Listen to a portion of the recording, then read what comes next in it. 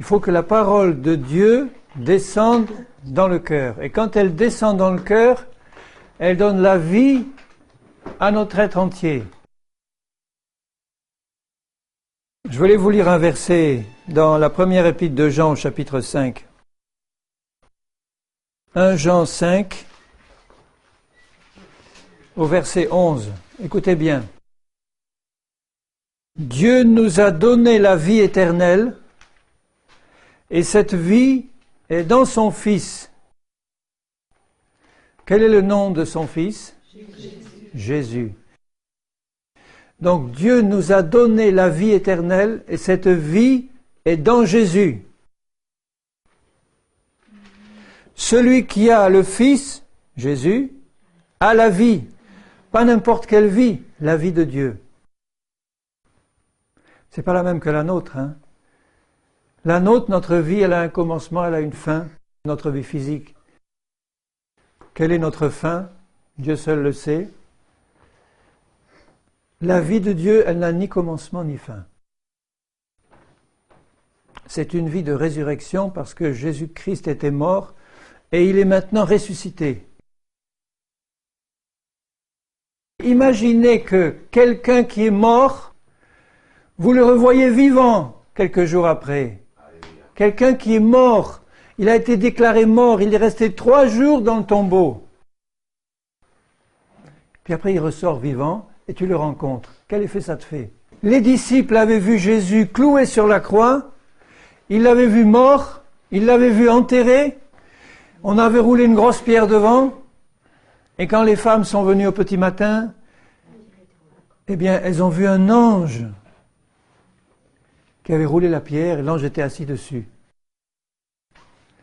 Et le tombeau était vide parce que Jésus était sorti vivant. Et ce Jésus-là, il est vivant aujourd'hui où je vous parle. Il entend tout ce que je suis en train de dire maintenant. Parce que quand je vais paraître devant lui, au jour où il viendra nous chercher, il ouvrira un grand cahier et tout ce que je dirai sera écrit dessus. Alors j'ai intérêt à dire des choses qui sont conformes à ce qu'il a dit lui. Et mon souci, c'est de vous dire ce qui est écrit là, parce que ce qui est écrit là vient du cœur de Dieu pour nous. Celui qui a le Fils, il a la vie. Quand on a Jésus dans notre vie, on a avec nous celui qui est la grande solution de tous nos problèmes. Il les a réglés, il veut nous donner la solution. Et la solution, c'est sa vie. Parce que la vie de Jésus, elle fait mourir la mort. Celui qui n'a pas le Fils de Dieu n'a pas la vie. Tu vois, il ne dit pas, celui qui n'a pas de religion, si tu n'es pas catholique, si tu n'es pas protestant, si tu n'es pas orthodoxe, musulman, toi, juif. Il dit non, pas ça. Il dit, si tu n'as pas le Fils de Dieu dans ton cœur, dans ta vie, tu n'as pas la vie. Et si tu n'as pas la vie, tu as la mort. Et je remonte quelques versets un peu plus haut du chapitre 5. Il dit au verset 4, « Tout ce qui est né de Dieu », ça veut dire que si tu as la vie de Jésus en toi, tu es né de Dieu. Tu n'es pas né de ton père et de ta mère, tu es né de Dieu. Tu es né de ton père et de ta mère dans la chair. Mais dans ton cœur, tu es né de Dieu, tu as une vie nouvelle, tu es une nouvelle création. Et il dit, tout ce qui est né de Dieu triomphe du monde. Alors le Seigneur voudrait voir tous ceux qui ont la vie de Jésus marcher dans la victoire de Jésus. Dans le triomphe de Jésus. Il n'y a rien qui doit dominer sur nous, aucun péché, aucun vice, aucun démon, rien ne doit dominer sur nous. Jésus est venu mourir sur la croix pour nous donner la liberté, pour nous donner la vie, pour nous donner la guérison, pour nous donner la vie éternelle, le salut. Et tu peux dire dans ton cœur, si Jésus vient, maintenant je suis prêt, je pars avec lui. Tu es prêt? Tu es prête? Si Jésus vient dans la seconde qui vient, tu laisses tout derrière et tu pars? Il n'y a aucun fil qui te rattache là? Aucune chaîne? Aucun ruban, rien? Alors je lis, tout ce qui est né de Dieu triomphe du monde. Le monde, c'est le péché. Vous savez ce que c'est que le péché? Moi, je sais très bien, le Seigneur m'en a sorti. Parce que je suis né dans le péché, comme toi, mon frère, comme toi, ma sœur. Nous sommes tous nés dans le péché.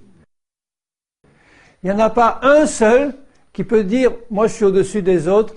Moi, je suis né dans une famille bien. Moi, je n'ai pas de gros péchés, de tout petit. Et Dieu, il va m'accepter dans son ciel parce que j'ai que des petits péchés. Mais non, tu ne peux pas dire ça. Nous sommes tous nés dans le péché. Nés dedans. Remplis de ténèbres dès la naissance.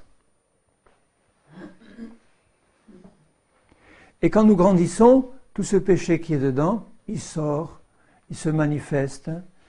Et ça fait toutes les choses qu'on voit autour de nous. Dans le monde, il en parle du monde là. Les péchés, les adultères, tout ce qu'il peut y avoir dans ce monde. La drogue, l'alcool, la cigarette, qui tiennent tant de gens liés. Jésus est venu pour libérer, pour faire sauter ces chaînes, pour ouvrir les portes des prisons et pour dire maintenant sors. Mais attention, il dit, et la victoire au verset 4 qui triomphe du monde, c'est notre foi. Ça veut dire si tu crois dans ton cœur ce que Jésus dit, tu vas recevoir sa liberté.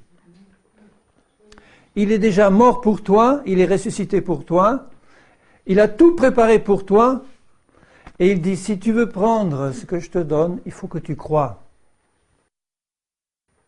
Pas croire que Dieu existe. Il y a beaucoup de gens qui croient que Dieu existe.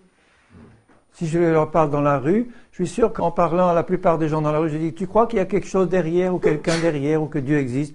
Ils disent, oui, oui, je crois.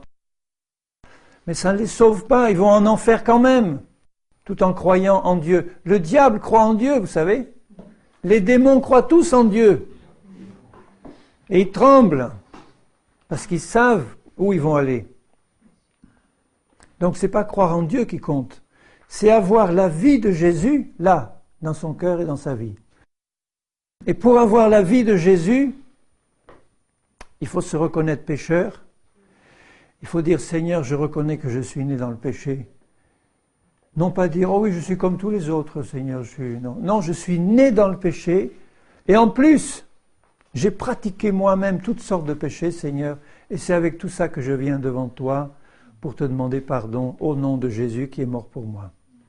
L'autre jour, je réfléchissais, je me disais, mais quand il est écrit que Jésus a coupé la malédiction qui était sur nous, en mourant à la croix, il a coupé la malédiction. Cette malédiction remonte à Adam et Ève. Et entre Adam et Ève et nous, il y a 6000 ans, en gros. Et 6000 ans, si vous comptez soit 20, soit 40 générations, mettons 30 ans en moyenne, ça fait combien de générations à 30 ans? Ben, quand on y pense, 200 générations, ça fait beaucoup, mais enfin, ça ne fait pas quand même des masses. Dieu dit qu'il est fidèle à ceux qui lui sont fidèles jusqu'à la 1000e génération. On n'y est pas encore. Donc, 200 générations depuis Adam et Ève, mais est-ce que vous pouvez imaginer ces 200 générations qui sont derrière vous, là? La somme de péchés qui a pu être pratiquée par ces 200 générations. Les adultères, les prostitutions, les meurtres d'enfants, les meurtres rituels, tout ce qui s'est produit dans le passé et dans nos propres vies, tout ça, ça s'est accumulé sur nous et nous sommes maudits de naissance. Puisqu'on est né avec cet héritage sur le dos. Et Jésus nous a tellement aimés, Dieu le Père, le Saint-Esprit, Dieu le Fils, il nous a tellement aimés qu'il est descendu du ciel pour venir dans un corps comme nous, parce qu'il savait que sans lui, on ne pouvait pas s'en sortir. On a des hôpitaux, on a des cliniques psychiatriques, on a toutes sortes de moyens humains pour essayer de nous en sortir, et ils arrivent à un certain résultat. Mais ils ne touchent pas au cœur, et jamais un docteur ne va vous donner la vie éternelle, même s'il arrive à vous soigner, à vous donner un bon médicament bien corsé pour pouvoir vous en sortir. Vous allez peut-être vous en sortir par la grâce de Dieu, mais il ne va pas toucher au cœur du problème, c'est-à-dire au péché qui est là. Et ce péché, cette malédiction qui venait depuis 200 générations, qui pèse sur toi, quand Jésus est mort, il a coupé par sa mort toute cette chaîne de malédiction qui pesait sur toi, si tu crois. Ça veut dire que tu es libéré de ce carcan qui était sur toi. Il y en a qui naissent avec des hérédités épouvantables, d'autres apparemment avec moins, mais finalement quand j'y réfléchis, les 200 qui sont derrière moi, je ne sais pas ce qu'ils ont pratiqué, mais je sais qu'ils ont pratiqué toutes sortes de péchés. J'en connais quelques-uns dans mes ancêtres, puis je connais les miens. Mais tout ça, ça faisait un poids sur ma vie de mort et de ténèbres. La mort était dans ma vie, la mort était dans mon foyer. Un de mes enfants est mort par accident, et je sais que ça a été la conséquence de la malédiction et des péchés familiaux et de l'occultisme qu'on a pratiqué, on avait ouvert la famille à tout ça. Et si je n'étais pas venu à Jésus, la malédiction aurait continué pour nous détruire. Mais Jésus est venu mourir pour moi, il est venu mourir pour toi. Et si tu crois au Fils, tu as la vie éternelle. C'est pour ça qu'il faut prêcher l'Évangile. Il ne faut pas prêcher la religion, il faut prêcher Jésus-Christ ressuscité, Jésus-Christ mort pour nos péchés, Jésus-Christ ressuscité et vivant pour que tu aies la victoire. Et il te donne la foi pour avoir la victoire, pour que tu triomphes du monde, que tu sois triomphant. Et Paul dira même pour régner dans la vie comme Jésus a régné dans cette vie. Jésus était un roi, il régnait sur toute situation. Vous avez déjà vu Jésus embarrassé par quelque chose, pas d'argent pour payer les impôts. Il était devant un poste de péage, il fallait payer quelques pièces, il n'avait pas d'argent. Qu'est-ce qu'il a dit à Pierre? Mais va prendre ta canne à pêche, va dans le lac et pêche le premier poisson que tu vas trouver, il y a de quoi payer les impôts pour toi et moi. Hein? Eh oui. Ça veut dire tu mets ta foi en action et tu écoutes ma parole. Donc celui qui a Jésus en lui, là vivant, il a celui qui a créé le ciel, la terre et les étoiles, qui a créé le monde entier, qui vient habiter dans ton cœur par la foi. Et celui-là qui est vivant et ressuscité, il règne sur l'univers entier. Il est le roi. Et tu es son enfant quand tu crois en lui. Tu as en toi celui qui règne. Et il veut te faire régner dans la vie, que tu marches dans cette vie, la tête haute. Pas le dos courbé, la tête baissée. Évidemment, si tu es dans le péché, tu dois baisser la tête et courber le dos et demander pardon. Quand tu as confessé ton péché et reçu le pardon, tu relèves la tête, parce que c'est Jésus qui te la relève, en disant maintenant tu te relèves. J'ai payé pour toi, tu n'as plus à payer. Je vais t'apprendre à marcher droit maintenant. À marcher droit avec moi. À être un vainqueur sur le péché, un vainqueur sur Satan et ses démons, un vainqueur sur les hommes qui veulent t'écraser, qui veulent t'entraîner dans le mal. Tu as en toi un vainqueur et il va t'apprendre à être un vainqueur, à régner dans cette terre, sur cette terre comme Jésus a régné. Donc il n'y a plus aucune maladie.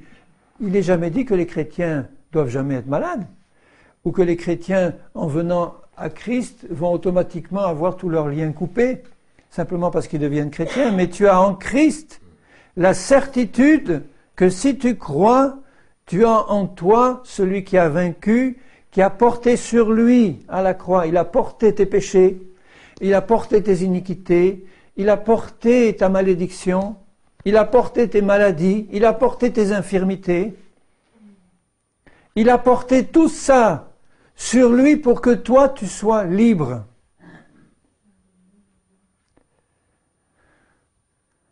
Il y a une foule d'esprits mauvais et méchants dans le monde qui travaillent à détruire les hommes.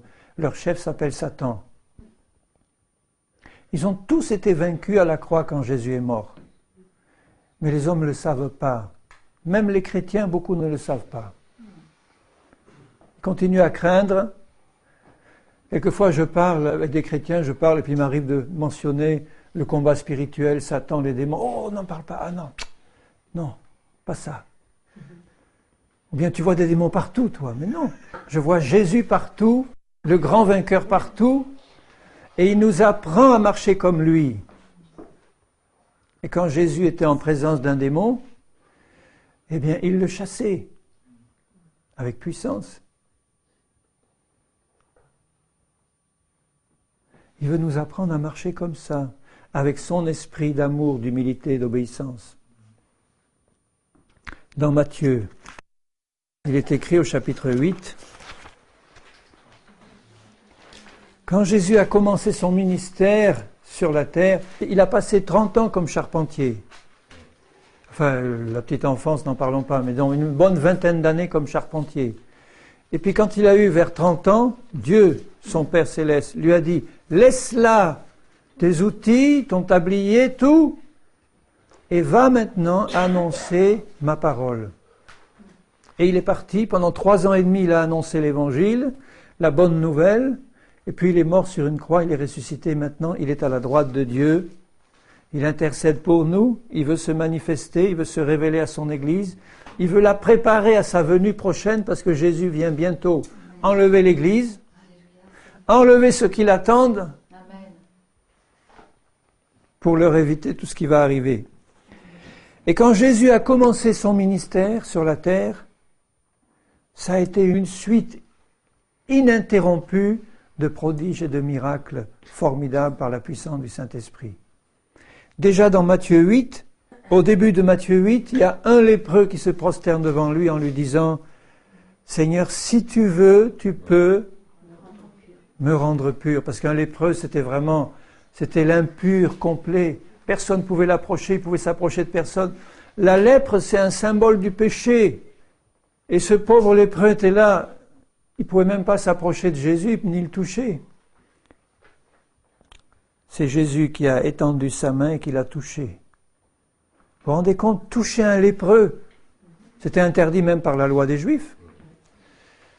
Il ne devait pas s'approcher, il restait impur, et lui était là avec sa lèpre et il dit « Seigneur, si tu le veux, tu peux me rendre pur. » Tu vois, il n'avait pas assez de foi pour croire que Jésus voulait le guérir. Donc il dit « Si tu veux, je sais que tu peux. » Combien de chrétiens parlent comme ça? Et la réponse de Jésus est toujours la même, mais ils ont les oreilles bouchées par les enseignements des hommes qui leur ont dit « Ta maladie, c'est une bénédiction pour que tu sois plus sain, que tu apprennes l'obéissance. Alors ton Père Céleste, il t'envoie cette lèpre. » C'est horrible d'entendre ça.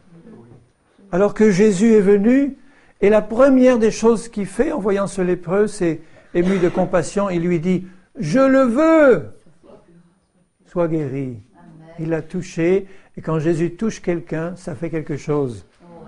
Quand Jésus te touche, tu es consolé. Si tu le veux, tu peux me rendre pur. Je le veux, sois pur. Donc, si tu arrives avec ton besoin ce soir, quel est ton besoin ce soir? Est-ce que tu as besoin de quelque chose de pressant? Tu viens à Jésus et tu lui dis, Seigneur, si tu le veux, tu peux me donner ça. Si c'est quelque chose qui est couvert par sa volonté, s'il a dit qu'il voulait te le donner, si c'est une délivrance, si c'est une guérison, si c'est une bénédiction que tu veux pour toi, pour tes enfants, pour ta vie personnelle, Jésus te dira la même chose qu'au lépreux, je le veux. Et immédiatement, il va te donner la chose que tu as demandée. Immédiatement, si tu crois, tu la verras se manifester. Et pas dans 20 ans. Aussitôt, il fut purifié de sa lèpre. Je prie pour ma part, je dis Seigneur, je veux participer à des réunions où je verrai de mes yeux tous les malades guéris, aussitôt, où la puissance de ton esprit va se manifester comme tu l'as promis dans ta parole. Parce que tu le faisais et tu es toujours le même, toi, aujourd'hui. Et Jésus lui dit, va présenter ton offrande pour que ça serve de témoignage. Et puis comme Jésus entre dans Capernaum, j'y étais à Capernaum, il ne reste que des ruines, comme Jésus l'avait annoncé. Et il y a un soldat romain, un chef, un officier qui lui dit « J'ai mon serviteur qui est là et qui est paralysé, qui souffre beaucoup. Viens !» Jésus lui dit « J'irai et je le guérirai. » Vous voyez la réponse de Jésus, tout de suite une parole pour consoler, pour donner la foi. « J'irai, je veux y aller et je veux le guérir. » Et au moment où il commence à marcher, l'autre lui dit « Mais Seigneur, non, je ne suis pas digne que tu entres dans ma maison.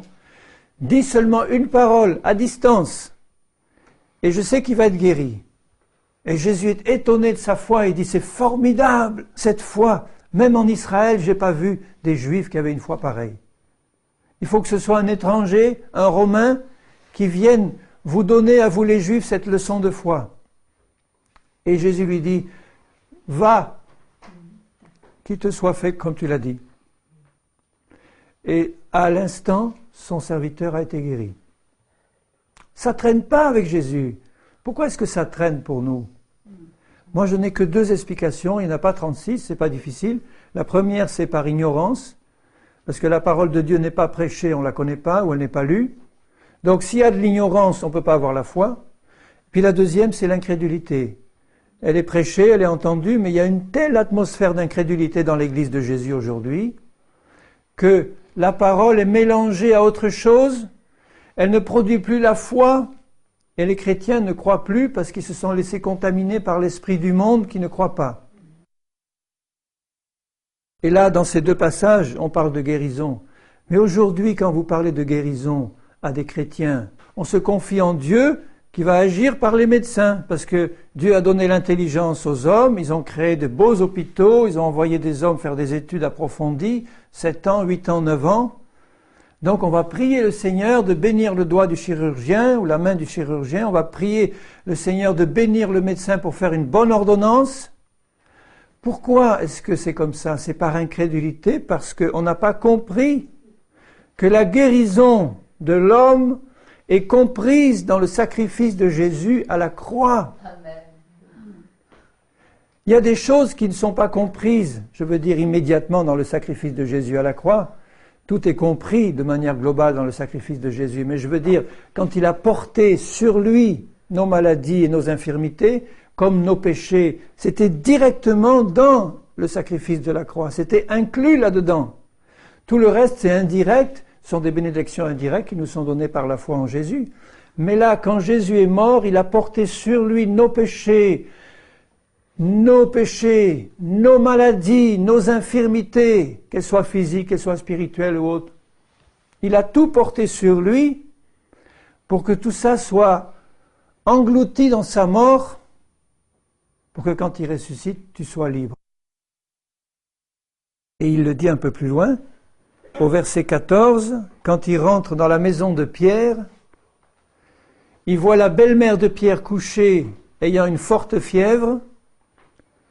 Il touche sa main et la fièvre la quitte. Qu'est-ce qu'il a fait? Il a menacé, dans d'autres passages, il a menacé la fièvre, parce qu'il savait que derrière la fièvre, il y avait quelque chose ou quelqu'un. Il l'a menacée, la fièvre est partie. Elle s'est levée, elle l'a servi. Et tout de suite, les gens ont appris ça. Et le soir, verset 16, on emmena près de Jésus plusieurs démoniaques. Le mot grec, c'est démoniser. Ça veut dire des gens qui étaient sous l'influence de démons. Vous savez, quand vous êtes lié à l'alcool, quand vous êtes lié à la drogue, quand vous êtes lié à la cigarette de manière vraiment forte, il y a un démon derrière. Et c'est ce démon qui exerce son influence sur vous et qui vous tient captif. Et là, on amena auprès de Jésus les démoniaques. Qu'est-ce qu'il a fait? Il a chassé les démons par sa parole. Et une fois que les démons étaient chassés, les gens étaient libres. Ça y est. Il y a des maladies qui sont directement causées par des démons qui sont là, à côté ou dans le corps, et qui tiennent les gens liés. Comme Jésus dit, en voyant cette pauvre femme courbée depuis 18 ans, il dit, cette pauvre femme-là, cette fille d'Abraham, que Satan tenait liée depuis 18 ans, ne fallait-il pas qu'elle soit délivrée le jour du sabbat? Il le fallait. C'était une nécessité. Et pendant 18 ans, elle ne le savait pas. Il a fallu qu'elle entende la parole de Jésus pour qu'immédiatement la foi agisse dans sa vie. Et Jésus a chassé cet esprit Parce qu'un démon la tenait liée, il a chassé l'esprit, elle s'est redressée, elle n'était plus courbée. Il a chassé les esprits par sa parole et il guérit tous les malades. Tous. Est-ce qu'il y en a qui sont malades ici? Il y en a qui sont malades? Plus ou moins, des petites choses, des grandes choses? Eh bien, Jésus vous aurait guéri ce soir-là avec les autres. Et Jésus est au milieu de nous pour vous guérir ce soir. Il désire qu'il n'y en ait pas un qui sorte d'ici, lié par l'alcool, lié par la drogue, lié par le tabac, lié par une maladie quelconque. Il désire que vous sortiez tous libres. Mais est-ce que toi tu le veux? Comme lui le veut? Est-ce que tu sais que tu as avec ton Seigneur Jésus quelqu'un qui veut te guérir et te délivrer? Il ne veut pas te laisser là-dedans. Il guérit tous les malades afin que s'accomplisse ce qui avait été annoncé par Ésaïe le prophète.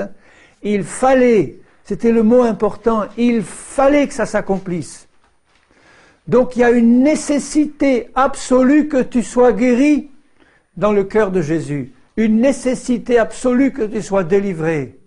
Pourquoi? Parce qu'il a porté tes maladies, il a porté tes péchés, tes infirmités. Il a tout porté par amour pour toi sur la croix. Et il veut te donner une pleine liberté ce soir. Ce soir. Tu es d'accord avec moi? Afin que s'accomplisse ce qui avait été annoncé par Ésaïe le prophète, il a pris nos infirmités, il s'est chargé de nos maladies. La guérison de notre être entier, je ne parle pas seulement du corps, Vous savez que le cœur peut être malade, l'esprit peut être malade, la tête, l'intelligence peut être malade. Malade, ça veut dire tout ce qui ne va pas comme Dieu voudrait. Dans son plan, dans son modèle parfait, il a un plan. Vous savez, quand Dieu a fait l'homme, c'est comme un architecte qui fait un beau bâtiment. Dieu a fait un plan merveilleux pour l'homme. Il a créé un homme parfait et une femme parfaite. Il n'y avait pas de maladie, il n'y avait pas de lien, rien. Tout était parfait. Quand le péché est entré par la désobéissance, la maladie et la mort sont rentrées. Les liens, Satan a commencé à mettre son grappin dessus. Et les hommes sont devenus des esclaves de Satan. Et Jésus est venu pour que nous devenions ses esclaves à lui. Pour nous faire sortir de l'esclavage de Satan qui pesait sur nous. Quand Satan nous rend esclaves de lui, vous croyez que c'est pour nous faire du bien? C'est pour nous détruire. C'est pour nous détruire physiquement par toutes sortes de maladies. C'est pour nous détruire dans notre cœur par toutes sortes de liens, toutes sortes de vices, de mauvaises habitudes. C'est pour finalement nous faire mourir prématurément et puis nous faire aller en enfer avec lui. C'est ça son plan. Il dit, puisque je sais, c'est Satan qui se dit ça, puisque je sais que je vais aller dans le lac de feu, eh bien je veux en amener un maximum avec moi. C'est la pensée de Satan. C'était comme Hitler à la fin de la guerre, disait, puisque je sais que j'ai perdu, eh bien l'Allemagne sera détruite avec moi. C'est la pensée de l'ennemi, de Satan. Il voudrait détruire l'humanité tout entière pour l'entraîner avec lui dans sa perdition. Mais Jésus est venu pour nous donner la vie, et la vie éternelle, et tous ceux qui croient en lui ont la vie de Jésus. C'est une vie de résurrection. De résurrection. Donc si tu commences à sentir là ça va pas, et puis là j'ai le genou qui flageole, et là les coudes qui enflent, ou la tête qui... Bon, si tu commences à écouter tous ces bruits de ton corps, puis si tu dis non, je me confie en Dieu moi, mais je vais aller faire une analyse juste pour voir, comme ça je vais savoir pourquoi prier. Mais c'est encore là l'incrédulité qui travaille. Pourquoi aller faire des analyses puisque Dieu les connaît? Il connaît tout. Parce que si tu mets le doigt dans l'analyse, qu'est-ce qui va se passer? C'est que le médecin, il va venir derrière en disant « Ah, mais il vous faut un traitement, et il vous faut une cure de désintoxication, et il vous faut des pilules, et il vous faut ci, il vous faut ça. » Et tu ne vas pas t'en sortir. Par la grâce de Dieu, il peut permettre qu'il y ait quelque chose qui se passe. Parce que Dieu est quand même compatissant et miséricordieux, il voit le cœur de ses enfants et il les aime. Mais il voudrait tellement que nous puissions marcher par la foi qui triomphe du monde. Donc je ne suis pas en train de juger ceux qui vont dans les hôpitaux ou les médecins. Je vais les visiter, je vais prier pour eux, et je vais les exhorter. Je vais leur dire, mais tu sais, il y a quelque chose de meilleur pour toi. Si tu veux compter sur Dieu en comptant aussi sur les médecins, tu es libre, Dieu va te laisser ta liberté. Mais il faut que tu saches que ce mélange-là ne va pas faire autant d'effet que si tu es dans la foi en Jésus seul. En la foi en Jésus complètement, entièrement pour toi, Seigneur. Je te confie mon corps. Pourquoi je te le confie? Parce que je sais que tu t'es chargé de mes maladies, de mes infirmités, qu'en mourant sur la croix, tu m'as donné la vie, et que si j'ai cette foi dans mon cœur, je vais voir se manifester ce que j'attends de toi, parce que tu as promis. Dieu est fidèle à sa parole. Mais on baigne dans une telle atmosphère d'incrédulité qu'il est très difficile de se secouer. Si vous parlez de guérison divine par la foi en Jésus seul, dans la plupart des églises chrétiennes, on va vous regarder soit comme si vous étiez un martien, ou si vous étiez membre d'une secte épouvantable. Ah, mais tu es comme les témoins de Jéhovah, tu ne fais pas de prise de sang. Vous voyez à quoi ça, on assimile ça. Les pauvres témoins de Jéhovah, ils ne sont pas dans la foi non plus. Parce que c'est le résultat d'un enseignement légaliste qui leur est donné. Tandis que quand nous nous confions en Jésus, parce que nous savons dans notre cœur qu'il est venu pour porter nos péchés, nos iniquités, nos maladies, nos infirmités, qu'il est venu nous donner la vie éternelle et qu'il veut nous délivrer, nous guérir et nous faire du bien, quand tu as cette pensée-là dans ton cœur, elle ne peut pas te faire de mal. Parce que c'est la foi qui triomphe du monde. Tu vas peut-être être un peu seul, tu vas peut-être être regardé un peu comme un curieux, même ton propre mari, même ta propre épouse risque de te considérer avec mépris, ou de te juger, ou de te rejeter, ou de t'accuser. Mais si toi, dans ton cœur, tu as cette foi vivante en un Dieu vivant, tu vas voir des prodiges se manifester.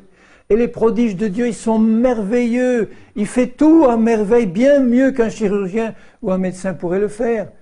Quand un médecin n'arrive pas à soigner, il va te confier au chirurgien. Quand le chirurgien aura tout coupé, tout couturé, et puis qu'il n'aura pas réussi à faire tout ce qu'il veut, il va te confier au psychiatre. Enfin, les spécialistes vont se succéder. Ça va te coûter très cher, et à la sécurité sociale aussi. Vous vous rendez compte? Le trou de la sécurité sociale, c'est un trou sans fin. Pourquoi c'est un trou sans fin? Parce que le monde entier est dans l'incrédulité. Si on connaissait Jésus, si on savait qu'il veut guérir, si le monde entier savait qu'il veut guérir, mais les hôpitaux seraient vides, il y aurait tellement de crédit. Quand Jésus va venir régner sur cette terre, il y a toute une série de professions qui vont disparaître. Toutes les professions médicales vont disparaître. Les armées vont disparaître. Tout ça pour dire que mon Seigneur Jésus, celui que je connais, il veut nous faire du bien, il veut nous guérir, il veut nous délivrer, et il veut que tu le saches. Alors je veux le crier très fort. Même si on me traite d'illuminé, ça ne fait rien, j'ai l'habitude. Je dirai ce qui est écrit dans ma Bible, qui est la même que celle que vous avez là sur les genoux. Il s'est chargé de tes infirmités. Qu'est-ce que tu as à les confier à quelqu'un d'autre qu'à Jésus?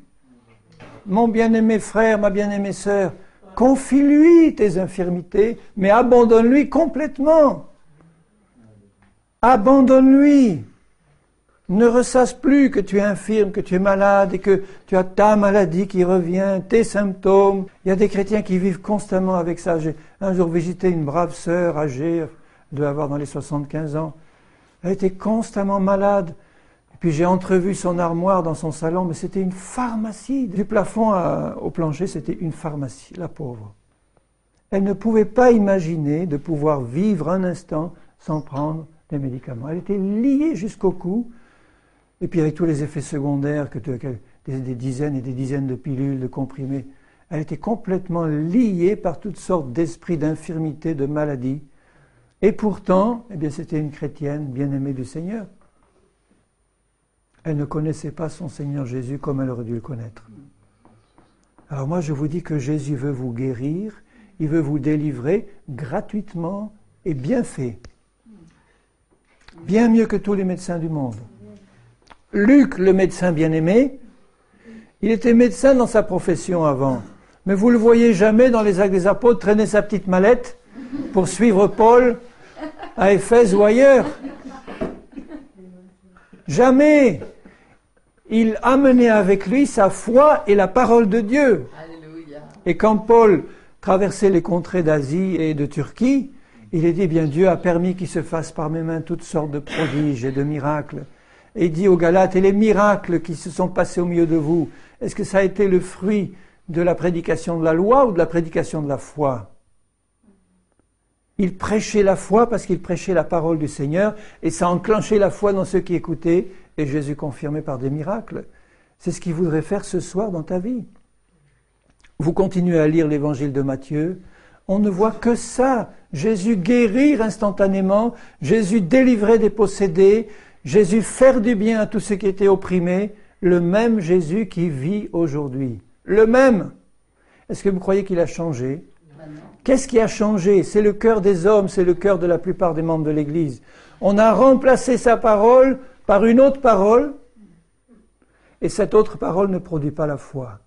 On baigne dans l'incrédulité, bien-aimés. Il faut se secouer de cette incrédulité. Elle vient de partout, de nos familles, des églises, des corps pastoraux. Ça baigne dans l'incrédulité.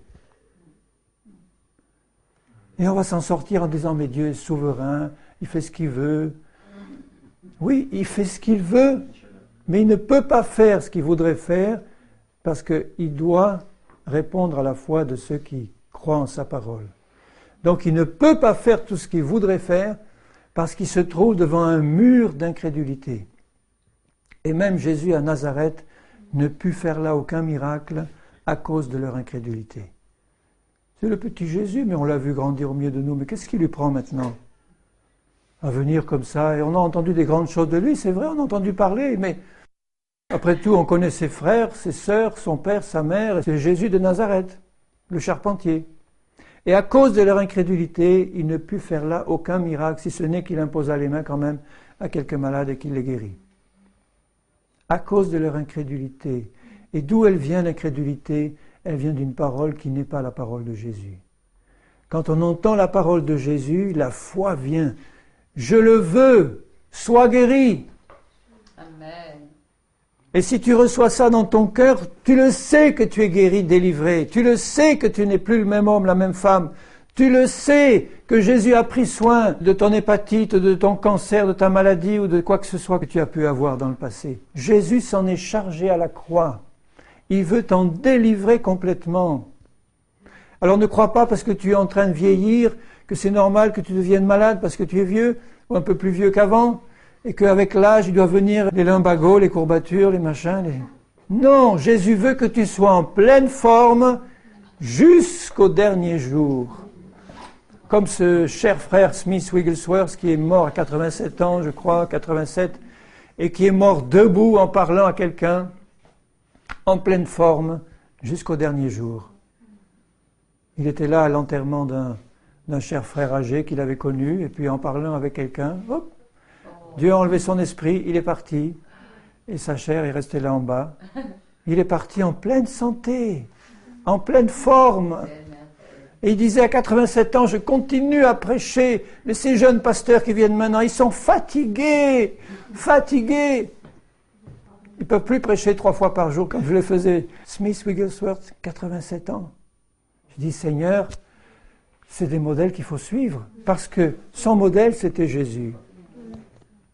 Alléluia. Jésus veut te bénir. Il veut te bénir au-delà de tout ce que tu peux imaginer. Dans Matthieu 9, au verset 35, Jésus parcourait toutes les villes et les villages. Vous savez, depuis quelques mois maintenant, vous m'avez entendu, pour certains ou pour la plupart, vous m'avez entendu beaucoup prêcher, beaucoup parler. Eh bien, je vous dis par la parole du Seigneur que les choses vont changer. Dieu va vous envoyer maintenant pour mettre en pratique et passer à d'autres ce que vous avez entendu. Amen. Pour mettre en pratique là où vous êtes. Vous vous ferez jeter, c'est sûr, mais pas par Jésus. Alléluia. Vous allez partir maintenant, vous allez vous mettre au travail, vous allez mettre en œuvre ce que vous avez reçu comme enseignement. Vous ne allez pas vous contenter d'écouter des enseignements, vous allez partir les mettre en pratique. Si vous les avez reçus par la foi, vous savez que vous avez été libérés de tout joug, n'est-ce pas? Que maintenant vous ne craignez plus rien, mais que vous gardez un esprit humble et rempli d'amour, de joie et de paix, de sainteté, et que Dieu va vous envoyer maintenant pour prêcher sa parole, pour prier pour les malades, pour les voir guéris, pour les voir délivrés. Et puis vous n'allez pas demander la permission à des hommes, s'il vous plaît. Laissez le Seigneur vous conduire. Faites-le là où vous êtes. Jésus se servira de vous. Ceux qui veulent répondre à cet appel, ça a déjà commencé à changer, mais ceux qui veulent répondre à cet appel, préparez-vous dans la sanctification. Décidez-vous à ne marcher que dans la sanctification et dans l'obéissance. Ne commencez pas à vous amuser, à aller prier pour les malades et à chasser les démons si dans votre vie personnelle vous gardez des péchés cachés ou des choses qui ne sont pas réglées devant le Seigneur. Mettez tout ça en règle devant Dieu et partez. Allez-y. Sans savoir où vous allez, le Saint-Esprit vous conduira. Il vous conduira fidèlement et souvent pas dans les lieux où tu avais prévu d'aller ou pas dans les lieux que tu as planifiés pour aller. Ça va être conduit par le Saint-Esprit et quand Jésus dit le vent, tu sais d'où il vient et où il va? Tu sais pas. Il en est ainsi de ceux qui sont conduits par l'Esprit. Et quand Jésus, au chapitre 9 de Matthieu, au verset 35, Jésus parcourait toutes les villes et les villages, toutes, enseignant dans les synagogues, prêchant la bonne nouvelle du royaume et guérissant toute maladie et toute infirmité. Vous voyez, il commençait par enseigner, par prêcher et guérissant toute maladie et toute infirmité. Voyant la foule, il fut ému de compassion, comme il l'est maintenant pour toi. Ému, ça veut dire que le cœur de Jésus t'aime tellement qu'il connaît tes problèmes, il connaît tes difficultés, il sait où tu en es, il sait que tu es à bout. Et il est ému de compassion pour toi, il t'aime et il veut te délivrer. Et il dit, cette foule-là, elle est languissante et abattue comme des brebis sans berger. Des hommes et des femmes qui traînent là, qui traînent leur fardeau, qui traînent leurs problèmes, qui tournent en rond, qui ne savent pas quoi faire, qui cherchent un médecin, qui cherchent un psychiatre, qui cherchent un psychologue, qui cherchent quelqu'un pour les écouter et qui ne trouvent pas. Ou bien s'ils en trouvent un, ça ne donne pas la solution. Eh bien ceux-là, ils ont à côté d'eux, là, maintenant, un Jésus ressuscité et vivant qui les aime et qui compatit à leurs problèmes et qui dit, cette foule-là, ils sont languissants et abattus comme des brebis sans berger. Je veux me révéler comme leur berger. Et c'est pour ça qu'il a envoyé ses disciples en disant, la moisson est grande, mais il y a peu d'ouvriers. Et aujourd'hui, qu'est-ce qu'il dirait, le Seigneur? La moisson est petite et il y a trop d'ouvriers? C'est pire qu'avant. La moisson est immense. Il y a plein de mauvais ouvriers qui font du sabotage. Et tellement peu de bons ouvriers. Est-ce que tu veux être un bon ouvrier pour Jésus? Eh bien, lève-toi, dis-lui simplement, Seigneur, je veux être un bon ouvrier pour toi. Amen. Tu vas me transformer, me changer et m'utiliser jusqu'à ton retour, Amen. Dans la puissance de ton Amen, esprit, Seigneur. Dans la sagesse de ton esprit. Et priez le maître de la moisson d'envoyer des ouvriers dans ta moisson. Tu as fait cette prière pour toi? Si tu pries, Seigneur, envoie beaucoup d'ouvriers, tu vois qu'il en manque, puis que tu n'as jamais dit, Seigneur, moi, je vais être le premier d'entre eux. Mais ce n'est pas une prière de foi que tu as faite. C'est une prière qui n'est pas montée au trône de la grâce. Tu ne peux pas dire, Seigneur, envoie beaucoup d'ouvriers, mais moi je ne suis pas digne, de toute façon, je n'ai tellement pas de bagages, je n'ai pas de diplôme, je n'ai pas mon bac. Mais si tu es un homme de foi, mais qu'est-ce que ça peut faire? Même si tu n'as pas ton certificat d'études, les apôtres, les premiers, les pêcheurs de poissons, Jésus leur a dit, viens, je vais faire de toi des pêcheurs d'hommes. Je vais t'apprendre à pêcher des hommes. Et tu vas recevoir de moi toute l'onction qu'il faut.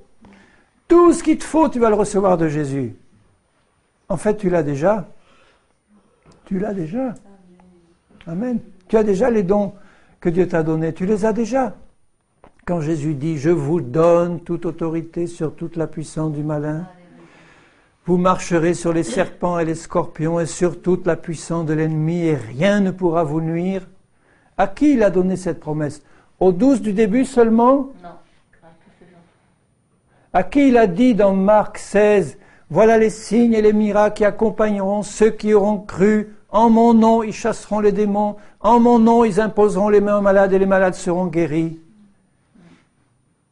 Il n'a pas laissé ça à quelques-uns du gratin du panier, mais à tous ceux qui croient. Si tu crois ce soir en Jésus, tu vas changer de vie. Si tu veux changer de vie, tu vas changer de vie. Quelle que soit la vie que tu peux mener aujourd'hui, tu vas changer de vie. Et puis, ayant appelé ses 12 disciples, au verset 1er du chapitre 10, il leur donna le pouvoir de chasser les démons et de guérir toute maladie et toute infirmité. Toutes. Et ils sont partis avec ce pouvoir. Et puis, quelque temps après, ils n'ont pas pu guérir un démoniaque. Et Jésus leur dit, mais c'est à cause de votre incrédulité. Qu'est-ce que vous avez fait de ma parole? Lève-toi là où tu es, mets-le en pratique dans ta famille. Si tes enfants sont malades, impose-leur les mains au nom de Jésus. Fais-leur une onction d'huile, ou avec ton mari s'il est chrétien ou s'il l'accepte. Fais-lui une onction d'huile à ton enfant malade. Impose-lui les mains au nom de Jésus avec foi. Chasse cette fièvre au nom du Seigneur Jésus. Ne te laisse pas démonter si elle ne part pas à la première seconde. Continue dans la foi. Utilise cette autorité que Jésus t'a donnée avec sagesse et discernement. Va, marche, mets en pratique. Dans les actes des apôtres, quelquefois j'entends dire « Ah oui, mais tu nous parles bien, toi, mais c'était du temps de Jésus. » Évidemment, quand Jésus était là, on le voyait de nos yeux, on voyait les choses se passer entre ses mains, ça stimulait la foi quand même. Maintenant, c'est plus pareil, on ne le voit plus. Eh bien, dans les actes, au début du livre des actes,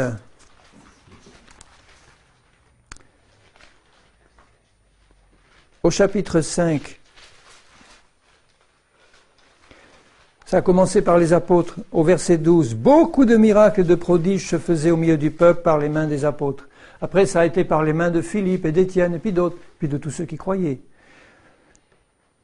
Le nombre, verset 14, de ceux qui croyaient au Seigneur, hommes et femmes, s'augmentait de plus en plus, de sorte qu'on apportait les malades dans les rues et qu'on les plaçait sur des lits et des couchettes, afin que, quand Pierre passerait, son ombre au moins couvre quelqu'un d'eux. Et il suffisait que l'ombre de Pierre couvre quelqu'un pour qu'il soit guéri. Mais ce n'était pas l'ombre qui agissait, c'était la foi des gens. Ils voyaient Pierre s'approcher, ils voyaient toute la ligne, la rangée guérie. Ils disaient, il va s'approcher de moi, et dès que son ombre m'a touché, ça y est, je me lève. Et il se levait, par la foi. Et la multitude accourait aussi des villes voisines, amenant les malades et les gens tourmentés par des démons. Et tous étaient guéris. Vous voyez, il met dans la même catégorie ceux qui étaient tourmentés par les démons et les malades. Parce qu'effectivement, ils sont tous malades. Les uns étaient malades physiquement, les autres étaient tourmentés par des démons, ils étaient malades dedans. Et tous étaient guéris. Où était Jésus à ce moment-là? Physiquement, il n'était plus là, mais il était présent au milieu d'eux par son esprit. Et tous étaient guéris. Tous. Alors j'entends dire, ah mais ça, c'était pour lancer l'Église. Au début, il fallait un coup de pouce du Seigneur. Maintenant, c'est différent. Maintenant, il nous faut la persévérance dans la souffrance. Il nous faut...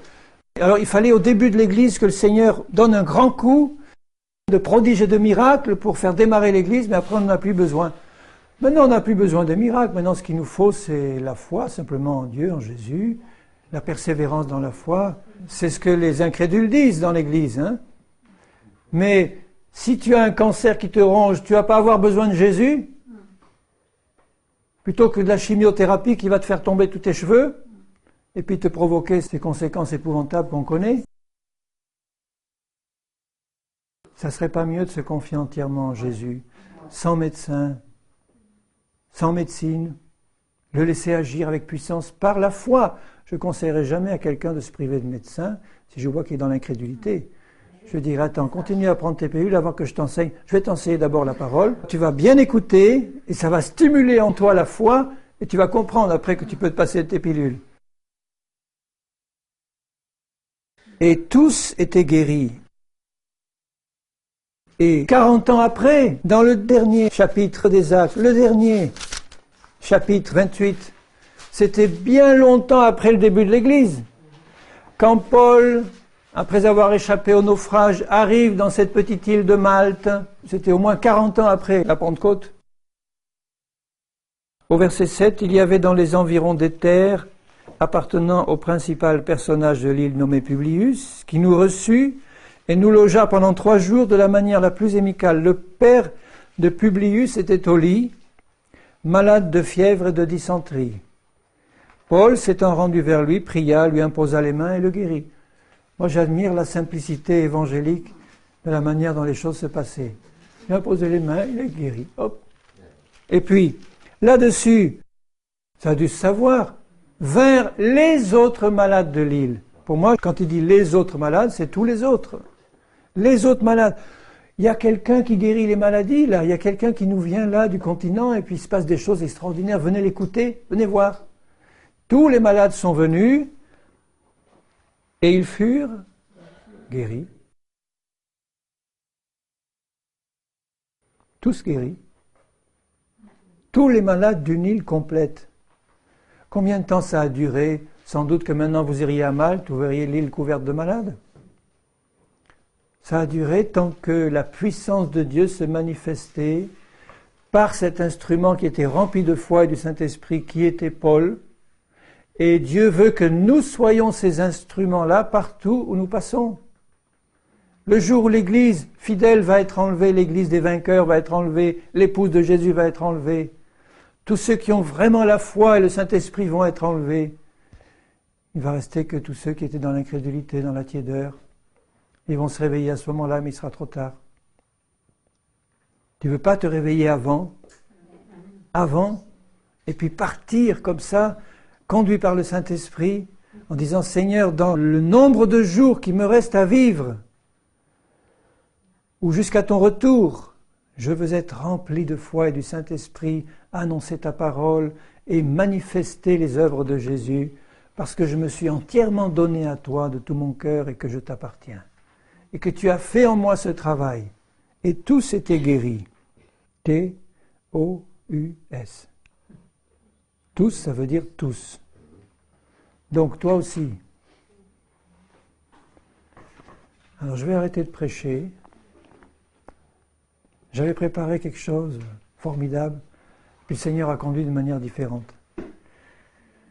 Mais ce que j'ai dit là, eh bien je suis heureux de l'avoir dit, parce que ça doit stimuler votre foi. Et on va prier pour les malades, ou ceux qui ont besoin d'être délivrés d'un lien quelconque, quel qu'il soit, alcool, tabac, drogue, n'importe quoi. On va prier ensemble pour que Jésus vous touche et vous bénisse. Seigneur, je te prie vraiment que tu le fasses pour la gloire de ton nom et au nom de Jésus-Christ. Amen.